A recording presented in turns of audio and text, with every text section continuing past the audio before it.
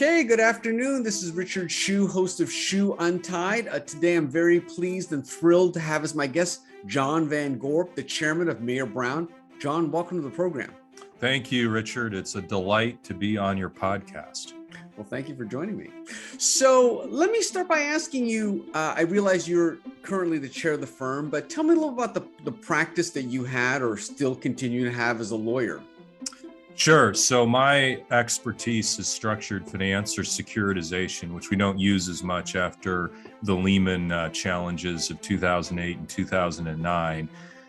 And before the movie The Big Short, I used to try to describe what I did and everybody would be confused. But after the movie came out, which talked about the structured finance market, the mortgage securitization market, and all of the problems that ultimately were created on the back of the issues with Lehman Brothers and the global financial crisis, I feel like I can at least bring Hollywood into my discussions and say, did you see that movie? Yeah, that's kind of what I did. Those deals, I put those together. And I've been kind of cleaning up some of the issues as a result of what happened for the last 10 years or so. So I've done a variety of things. I've done finance work, I've done M&A work, I've done regulatory work, usually around mortgage, auto, and student loan finance. But the benefit of having that expertise is that it was a very fast evolving field. I got into it when I was pretty young at a pretty early stage for the business overall. And so I felt really fortunate to have that practice. I got to meet lots of interesting people all over the world. Well, how did you get into that practice? I mean, is that something you wanted to do from the beginning, or how did it happen? Well, as usual, by accident, right? I was looking to move to Chicago from Dallas. My wife grew up here, and I was looking for a job. And the head of the practice, which was kind of a brand new practice, it was going crazy and he needed help. And so he was recruiting me to come here. It's an interesting story. He gave me a job. I said, I can't accept it because my wife doesn't have a job, but if you find her a job, I'll come up and work for you. And he said, well, she can just work here. I said, no, I'm not working at the same law firm as my wife. You need to find her a job somewhere else. So he did, to his credit. This was Jason Kravitz, the head of our practice, founder of our practice back then. And he found her a job at another law firm within about 6 months. And then the rest is history. I've been at Mayer Brown for 26 years. Wow. And you liked it almost right away? I mean, you had never done it before. You liked that, the mortgage-backed securitization stuff? It was really interesting to me. It was heavy on the math, which I liked, and it was really innovative. And because there weren't a lot of people who'd been doing it for years, for somebody who was fairly early in their career, I had a chance to make a difference right away. And when I look at lawyers who really have high degrees of job satisfaction, it's people who feel like they can make a difference and kind of build something that isn't already there. And so when you think about kind of what's out in the emerging company space and in the technology spaces and the life sciences spaces, there's a lot of opportunity for innovation. And that's what I always liked about the job, is it had a lot of opportunity for innovation. So now you recently transitioned to the chairman role. Tell me a little bit about how that happened. How did that come about? I had various leadership roles here over the years. I led our finance practice, our capital markets practice, our structured finance practice. I was the hiring partner for the Chicago office. And then I took a role on our management committee that really helped me see the firm for everything that it is globally. And after 4 years, I was nominated by our partnership board to be the next chair of the firm. And so I've been doing that now for about 8 months. It's been drinking from a fire hose, I'll tell you that, with geopolitical events and COVID and everything else, but I like it. And the one thing I can tell you about Mayer Brown after all the years I've been here is I've always got up in the morning, I've wanted to go to work. And with this new job, it's got new challenges, but I still like to come to work every day. The people here are terrific, and I like working with them. It's a very collaborative environment. So whether I'm practicing law or managing or doing something in between, it's really a pleasant place to be. Now, are you able to practice law while this job, or this is a full-time job? Well, it's a challenge to do both. Yeah. I still keep up with the key clients that I've supported for years. I'm a strategic advisor on a lot of things. I'm not doing the amount of legal work that I used to do. Managing this firm, which is a pretty complex global organization, is pretty much a full-time job. Right. But I still think you have to keep your hand in the practice of law in order to understand the nature of the business and the client concerns. So I still do that, but to a much lesser degree than I did when I was on the management committee.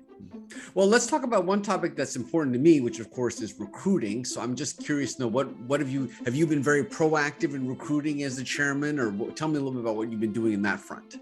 Absolutely. I mean, I think that's one of my key roles is chief hiring officer here. And either you're growing or you're dying. Mm-hmm. And you can grow organically, and we do that fairly well, where we hire terrific law school talent, as I like to say, growing lawyers and partners from a seed, and turn them into successful leaders in the firm. But to fill gaps in our offering and to make ourselves a more complete firm, we need to be open to lateral hiring at all levels, and we are. And I'm just excited about what we have to offer. We've got a great culture. We've got a really strong strategy here. We're pretty focused on the kinds of people that we want in what areas.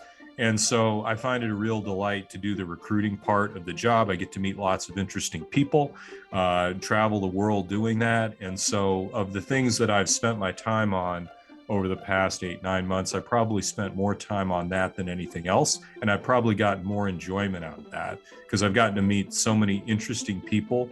And when you ultimately have somebody come here and they like it, and they tell you, you said it was going to be good, it's even better than I suspected, it's a really rewarding experience. Well, now you recently opened that Salt Lake City office. Tell me a little bit about the strategy behind that and kind of what's going on over there. Yeah, so when we were thinking about areas of growth in the U.S., because our strategy calls for growth in the U.S., we were thinking about growing our existing offices, particularly on the West Coast and in New York. But Salt Lake City was an intriguing opportunity because Utah is the fastest growing state in the United States. It's one of the fastest growing tech sectors. And there's a nice emerging companies practice that's in Salt Lake City. And that's an area where we were looking to build. And so we saw it as an opportunity to potentially take advantage of the migration of the Salt Lake City market from local regional firms to national and global firms, find some good lawyers that we could build around, which we did, and just kind of ride the tide a little bit of a really exciting city that's changing dramatically. Our strategy is to do local work in Salt Lake City as well as do national work, and to be really a member of the community in a material way. So I'm in Salt Lake City this week. I'm going to meet with the mayor of Salt Lake City this week, talk about things that we're doing already to be relevant in the Salt Lake City community with a homeless shelter and a food bank, talk about other things we can do, talk about getting involved in pro bono work in Salt Lake City. We really want to be present there as we are in our other offices and in our other cities. And that's worked out pretty well. I think that's something that Salt Lake City lawyers are looking for, is a firm that wants to be both taking a national and global approach to the practice of law, but also highly relevant in the community. Now, how do you see a lot of synergies between the Salt Lake City and, say, the Bay Area? Do you see a lot of synergies there? Yeah, I sure do, because obviously with the tech sector and the emerging companies work, which is a focus of the office, there's a lot of overlap. There's a lot of Silicon Valley expats in Park City and in Silicon Slopes, which is you've got Silicon Slopes and Silicon Hills and Silicon Alley and Silicon Beach, that they'll just make one of those up every week, I think, but Silicon Valley being the original. But yeah, that's the idea, is there's a lot of synergies with Palo Alto and San Francisco. In fact, right now, the head of our Palo Alto and our San Francisco office is the acting head of our Salt Lake City office, as we try to integrate those three offices together to just get them started the right way. Very good. Well, Jon, one thing that you and I do also have in common is that we both have a podcast. And I understand you started one recently. Tell me a little bit about it. Yeah, mine is called Tools of the Trade. And I've actually started 2 additional ones after that because it was so successful. I was sitting in my house during COVID. I was tired of Zoom. I was tired of WebEx, and I really got into podcasts because I could throw it on my iPhone when I was out walking the dog or cooking dinner or working out. And it just seemed like an easier way to get information. I was tired of reading. That's one problem with this job is you read so much. It's a great way to get information, but sometimes you just want somebody to talk to you and deliver the information that way. So I saw it as a very efficient way to get information to people and a very meaningful way to communicate. So we developed an app that is on all of the mobile devices that our lawyers and staff have. And my podcast is called Tools of the Trade. It's not about technical law practice. It's about building a business of law. So we cover issues like how to build a network, how to do thought leadership, how to be a mentor, how to attract a client, how to represent an emerging company. We have guests from inside the firm. And we usually have both a lawyer and a business services staff guest because this is for everybody, not just for lawyers. And our high-performing business services staff are key to our success as well. So we'll have, for example, somebody in Palo Alto who does emerging company work talking about how to represent a startup. Then we'll have maybe the manager of our San Francisco and Palo Alto offices talking about how to run a successful office in the Bay Area. So on the back of that, my managing partner and I have something called the monthly check-in, where we have a podcast available to everybody where we talk about what's going on at the firm, modeled after the NPR show, Two Guys Talking About Cars. This is two guys talking about the firm on a monthly basis so that everybody can understand what's happening and where we're trying to go. And then we have another podcast called Laterally Speaking, where new lateral hires are presented in a podcast format with them telling us a bit about their practice and what they need in order to succeed, and then explaining to the firm what they can bring to the firm in order to make the firm more successful. So there's short little 15, 20-minute podcasts, but it allows us to introduce a new lateral very efficiently to our whole platform globally. Well, you've really taken this podcast thing by storm. That's amazing. 3 podcasts going. Are you enjoying it? I am. I don't do all 3 of them. I do Tools of the Trade with a fellow management committee member who used to be the head of our London office, Sally Davis. Jeremy Clay does the monthly check-in with me. And then our 2 management committee members who lead lateral hiring do Laterally Speaking. That was just an idea. I'm maybe the executive producer of that one, but I don't have to put in the hard yards. Very interesting. Any other ideas, or you think that's good enough for now? I think that's enough on podcasts, but I'm always trying to be finding new ways to communicate with the people at this firm, because I think that a good leader is visible, transparent, and empathetic. And communication is the way you deliver on those 3.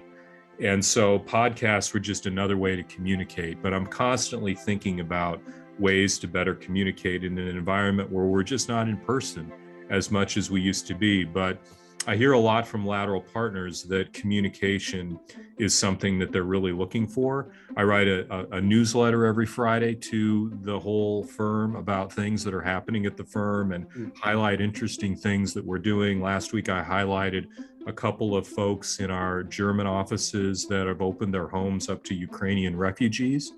Talked a little bit about that, talked a little bit about the firm's efforts in the Ukraine. We always have a recipe at the back of my newsletter that somebody submits to add a little more human touch to it. I'm going to stop the recipes and start with interesting pets next week.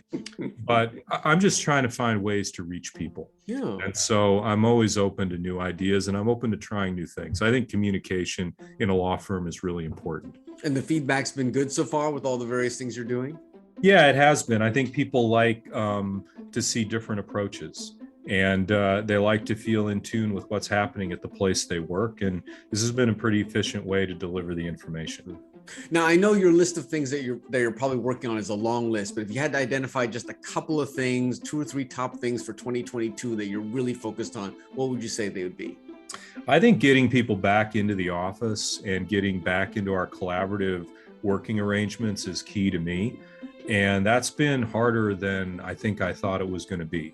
I think that that's not unique to our industry. I was at an event last week with people from many different industries, and everybody was expressing the same challenges, that people want to come back to work, but it's not something that is happening as easily or as quickly as people expect it to. And I think in a law firm where we have an apprenticeship model of training, where people learn by working with others, being back in the office for people's development is really key. So we have a hybrid schedule at Mayer Brown, 3 days a week. You choose the days, work with your team and figure it out. And we're trying to move to that. That's our goal, is to get to that. But I think it's slower, and I think it's going to be harder than we thought it was initially. So that's a big challenge of mine, is getting the firm back into the office on that hybrid schedule, and then just continuing to develop the firm and build into the areas where I see us having a competitive advantage. And so working with people like you and others who can help us find the talent that I think can help solve some of the gaps in our platform, continuing to develop and promote people internally, continuing to grow this business. We had a really nice growth story last year. We grew 21% last year. Growing like that every year is going to be a challenge, but I want to continue to grow this place, because I think that's going to be the key to success, is continuing to grow into the right areas. Well, Jon, I really appreciate your taking the time and talking about the firm and your new role. And it's always nice to chat with a fellow podcaster. Yeah, well, me too. And thank you for having me as your guest. Thank you for all the help that you give us, Richard, and your firm. And I hope to have you as a guest on my podcast. So stay tuned for that. That sounds good. This is Richard Hsu and Jon Van Gorp. Thanks.